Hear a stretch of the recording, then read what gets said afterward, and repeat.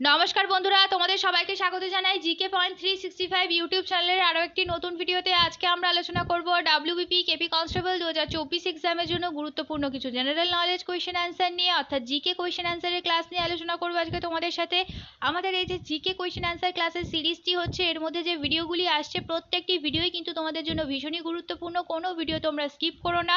এই ভিডিওগুলির মধ্যে যে প্রশ্ন আলোচনা করা হবে প্রত্যেকটি প্রশ্নই কিন্তু তোমাদের জন্য খুবই গুরুত্বপূর্ণ, কারণ এই প্রশ্নগুলো তোমাদের হুবহু পরীক্ষায় কমন পড়ার কিন্তু খুব চান্স রয়েছে। সেই কারণে ভিডিওগুলো স্কিপ করো না। সাথে থাকছে গুরুত্বপূর্ণ প্রশ্ন সংক্রান্ত নানান তথ্য, সেই তথ্যগুলো তোমাদের জন্য গুরুত্বপূর্ণ এবং ব্যাখ্যা সহকারে প্রত্যেকটি প্রশ্নের আলোচনা কিন্তু তোমাদের সাথে করা হবে। ভিডিওগুলো শেষ পর্যন্ত সেই কারণে তোমরা দেখতে থাকো। ভিডিও যদি ভালো লাগে অবশ্যই আমাদের চ্যানেলটিকে সাবস্ক্রাইব করো, সাথে থাকা বেল বাটনটা ক্লিক করে রেখো ফর অল নোটিফিকেশন। ভিডিওটিকে একটি লাইক করো, তোমার বন্ধুদের সাথে ভিডিওগুলি শেয়ার করে দিও। তাহলে চলো আজকের ভিডিওটা শুরু করা যাক। প্রথম প্রশ্ন, কত সালে বাংলায় দ্বৈত শাসন শুরু হয়? ইতিহাস থেকে আসা একটি গুরুত্বপূর্ণ প্রশ্ন। কত সালে বাংলায় দ্বৈত শাসন শুরু হয়? সঠিক উত্তর হয়ে যাবে অপশন সি, 1765 সালে বাংলায় দ্বৈত শাসন শুরু হয়। রবার্ট ক্লাইভ ভারতে দ্বৈত শাসন ব্যবস্থা প্রবর্তন করেছিলেন, এটা তোমরা মনে রাখবে। এবার আমরা কিছু গুরুত্বপূর্ণ সাল দেখে নিই, যে সালগুলো নানান কারণে অত্যন্ত গুরুত্বপূর্ণ ইতিহাসে। সতীদাহ নিবারণ আইন হয়েছে 1829 সালে। বিধবা বিবাহ আইন হয়েছে 1856 সালে। নাট্যাভিনয় নিয়ন্ত্রণ আইন হয়েছে 1876 সালে। ভার্নাকুলার প্রেস অ্যাক্ট হয়েছে 1878 সালে। বিশ্ববিদ্যালয় আইন হয়েছে 1904 সালে। মর্লে মিন্টো শাসন সংস্কার আইন হয়েছে 1909 সালে। রাওলাট আইন হয়েছে 1919 সালে। এই তথ্যগুলো কিন্তু তোমরা স্কিপ করবে না, তথ্যগুলো তোমাদের জন্য কিন্তু ভীষণই গুরুত্বপূর্ণ। পরের প্রশ্ন দেখি, বাংলায় 76-এর মন্বন্তরের সময় গভর্নর জেনারেল কে ছিলেন? বাংলায় 76-এর মন্বন্তরের সময় বাংলার গভর্নর কে ছিলেন, এটা তোমাদের বলতে হবে। সঠিক উত্তর হয়ে যাবে অপশন এ, লর্ড কার্টিয়ার ছিলেন সেই সময়, অর্থাৎ 76-এর মন্বন্তরের সময় বাংলার গভর্নর। তো 76-এর মন্বন্তর এই নামকরণটি এসেছে 1176 বঙ্গাব্দে 76-এর মন্বন্তর হয়েছিল, সেই কারণেই এই নামটি হয়ে গেছে 76-এর মন্বন্তর। পরের প্রশ্ন দেখি, ড্রেন অফ ওয়েলথ বইটির লেখক কে?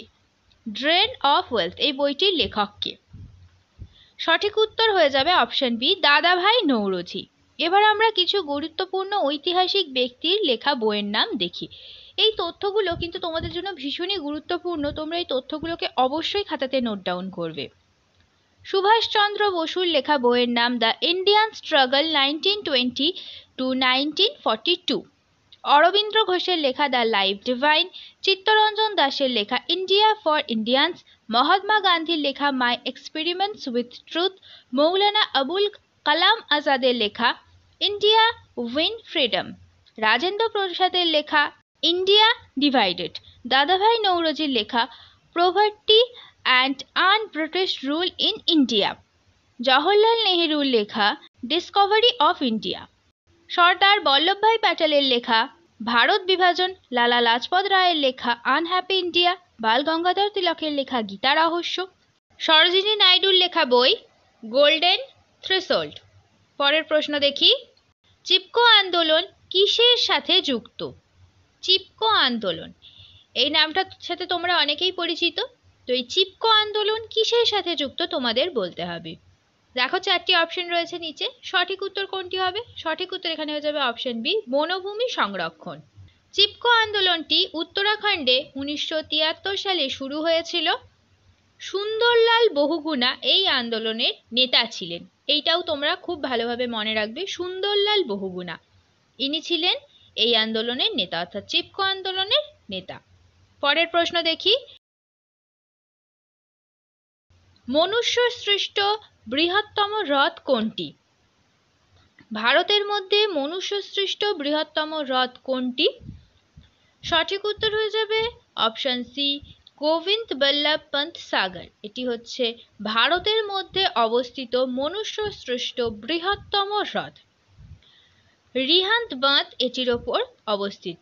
গোবিন্দ বল্লভ পন্ত সাগরের ওপর রিহান্দ বাঁধ অবস্থিত, আর এটি রয়েছে মধ্যপ্রদেশে। পরের প্রশ্ন দেখি, FIDE ক্যান্ডিডেট 2024 টুর্নামেন্ট জেতা কনিষ্ঠতম দাবা খেলোয়াড় হলেন কে? ভিভিআই একটি প্রশ্ন, খুব গুরুত্বপূর্ণ এই প্রশ্নটি। এফআইডিএ ক্যান্ডিডেট 2024 টুর্নামেন্ট জেতা কনিষ্ঠতম দাবা খেলোয়াড় হলেন কে? সঠিক উত্তর তোমরা যদি জানো অবশ্যই কিন্তু তোমরা আমাদের কমেন্টে জানাও। এখানে সঠিক উত্তর হয়ে যাবে অপশন এ, ডি গুকেশ। পরের প্রশ্ন দেখি, LGBTQ+ কমিউনিটির জন্য গঠিত কেন্দ্রীয় কমিটির হেড হলেন কে? ইম্পর্টেন্ট আরও একটি প্রশ্ন, LGBTQ+ কমিটির জন্য গঠিত কেন্দ্রীয় কমিটির হেড হলেন কে?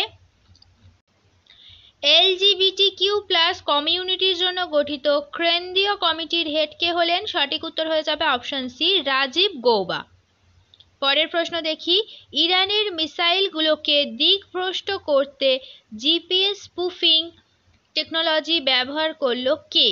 ইরানের মিসাইলগুলোকে দিকভ্রষ্ট করতে জিপিএস স্পুফিং টেকনোলজি ব্যবহার করলো কোন দেশ? নিচের চারটি দেশের মধ্যে কোন দেশ? সঠিক উত্তর হয়ে যাবে অপশন ডি, ইসরায়েল। পরের প্রশ্ন, 4 দিনের কর্মসপ্তাহ নীতি রূপায়ণ করতে চলা এশিয়ার প্রথম দেশ কে? 4 দিনের কর্মসপ্তাহ নীতি রূপায়ণ করতে চলা এশিয়ার প্রথম দেশ কে?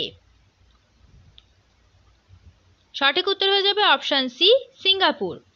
পরের প্রশ্ন, কোনটি আফ্রিকা এবং ইউরোপ মহাদেশকে পৃথক করেছে? দেখো নিচে চারটি অপশন রয়েছে, কোনটি আফ্রিকা ও ইউরোপ মহাদেশকে পৃথক করেছে? সঠিক উত্তর হয়ে যাবে অপশন এ, জিব্রাল্টার প্রণালী। পরের প্রশ্ন দেখি, ভারতের প্রথম মহিলা আইপিএস অফিসার কে? খুবই ইম্পর্ট্যান্ট একটি প্রশ্ন, ভারতের প্রথম মহিলা আইপিএস অফিসার কে? তোমরা যদি এই প্রশ্নের উত্তর জেনে থাকো তাহলে অবশ্যই কিন্তু আমাদের কমেন্টে জানাও। সঠিক উত্তর এখানে হয়ে যাবে অপশন এ, কিরণ বেদি। এবার আমরা বিভিন্ন ক্ষেত্রে প্রথম মহিলাদের নাম দেখে নিই। জাতীয় কংগ্রেসের সভাপতি হলেন সরোজিনী নাইডু, রাষ্ট্রপতি হলেন প্রতিভা প্যাটেল, প্রধানমন্ত্রী হলেন ইন্দিরা গান্ধী, মুখ্যমন্ত্রী সুচেতা কৃপালিনী, রাজ্যপাল সরোজিনী নাইডু, লোকসভার অধ্যক্ষ মীরা কুমার, সুপ্রিম কোর্টের বিচারপতি মীরা সাহিব ফাতিমা বিবি, হাইকোর্টের বিচারপতি আন্না চণ্ডী, হাইকোর্টের প্রধান বিচারপতি লীলা শেঠ, রাষ্ট্রদূত বিজয় লক্ষ্মী পণ্ডিত। এই তথ্যগুলো তোমাদের জন্য ভীষণই গুরুত্বপূর্ণ, একটু স্কিপ না করে তথ্যগুলি অবশ্যই তোমরা খাতাতে নোট ডাউন করো এবং ভালোভাবে এই তথ্যগুলো কিন্তু তোমরা তৈরি করো। পরের প্রশ্ন দেখি, বিশ্ব শিশু শ্রমিক বিরোধী দিবস কবে পালিত হয়? ইম্পর্ট্যান্ট একটি প্রশ্ন, এরম দিবস সংক্রান্ত প্রশ্ন তোমাদের ডাব্লিউবিপি, কেপি প্রভৃতি এক্সামের জন্য কিন্তু খুবই গুরুত্বপূর্ণ। পুলিশ এক্সামের জন্য এই দিবস সংক্রান্ত প্রশ্ন কিন্তু ভিভিআই প্রশ্ন, ভালোভাবে প্রত্যেকটি দিবস সংক্রান্ত প্রশ্ন তোমরা কিন্তু তৈরি করবে। সঠিক উত্তর হয়ে যাবে অপশন বি, 12ই জুন বিশ্ব শিশু শ্রমিক বিরোধী দিবস পালিত হয়। পরবর্তী প্রশ্ন, ট্যাক্সোল কোন গাছ থেকে আহরণ করা হয়? ট্যাক্সোল। সঠিক উত্তর জানলে তোমরা অবশ্যই কিন্তু আমাদের কমেন্টে জানাও। সঠিক উত্তর এখানে হয়ে যাবে অপশন ডি, ইউ গাছ থেকে ট্যাক্স আহরণ করা হয়ে থাকে। পরবর্তী প্রশ্ন, ভারতের জাতীয় পরিকল্পনা কমিশন কোন সালে গঠিত হয়? ভিভিআই একটি প্রশ্ন, ভারতের জাতীয় পরিকল্পনা কমিশন কোন সালে গঠিত হয়? তোমাদের এই ধরনের প্রশ্ন কিন্তু পুলিশ এক্সামে খুব কমন প্রশ্ন, তোমরা কিন্তু খুব ভালোভাবে এই সমস্ত প্রশ্নগুলো তৈরি করবে। শেষ পর্যন্ত ভিডিওটা দেখতে থাকো, কিন্তু তোমরা একটু স্কিপ করবে না ভিডিওটা, অনেক গুরুত্বপূর্ণ তথ্য সহকারে কিন্তু এই প্রশ্নগুলো তোমাদের সাথে আমরা আলোচনা করছি। আশা করছি তোমাদের ভিডিওটা কিন্তু খুব হেল্পফুল হবে। তো ভারতের জাতীয় পরিকল্পনা কমিশন কোন সালে গঠিত হয়, এটাও কিন্তু একটি ভিভিআই প্রশ্ন। সঠিক উত্তর এখানে কি হবে? সঠিক উত্তর হয়ে যাবে অপশন বি, 1950 সালে ভারতের জাতীয় পরিকল্পনা কমিশন গঠিত হয়। আর জাতীয় উন্নয়ন পরিষদ 1952 সালে প্রতিষ্ঠিত হয়েছিল, এটাও তোমরা মনে রাখবে। পরের প্রশ্ন দেখি, রাষ্ট্রকূট বংশের কোন রাজার নাম নিরুপম?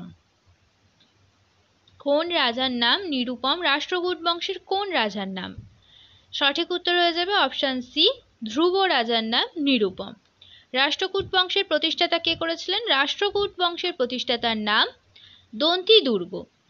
পরের প্রশ্ন দেখি, নিচের কোনটি গ্রিন হাউস গ্যাস নয়? দেখো চারটি অপশন, মিথেন কিন্তু গ্রিন হাউস গ্যাস, এটা আমরা জানি। কার্বন ডাই অক্সাইডও একটি গ্রিন হাউস গ্যাস, আর নাইট্রাস অক্সাইডও একটি গ্রিন হাউস গ্যাস। তাহলে কোনটি বাকি পড়ে রইল? Option B hydrogen. তাহলে হাইড্রোজেন একটি গ্রিন হাউস গ্যাস নয়। প্রশ্ন ঠিক করে দেখে তারপর তোমরা উত্তর করবে। পরের প্রশ্ন, staff selection commission SSC chairman পদে নিযুক্ত হলেন কে? ভিভিআই একটি প্রশ্ন, ভিভিআই করো প্রশ্নটিকে। Staff selection commission SSC chairman পদে নিযুক্ত হলেন কে? সঠিক উত্তর কি হবে? সঠিক উত্তর হয়ে যাবে অপশন ডি রাকেশ রঞ্জন।